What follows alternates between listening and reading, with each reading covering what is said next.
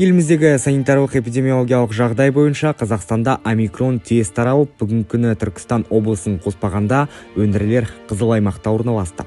Елдегі эпидемиологиялық көрсеткіштер ковиддің омикрон түрінің таралуын растап отыр. Соңғы айда COVID-19 бен ауру 19,6 есеге, репродуктивтілік саны 2 есеге, ковидке тестілеудің тәуліктік көлемі 3,5 есеге ұлғайды және тәулігіне 50 мыңнан астам тест жасалуда.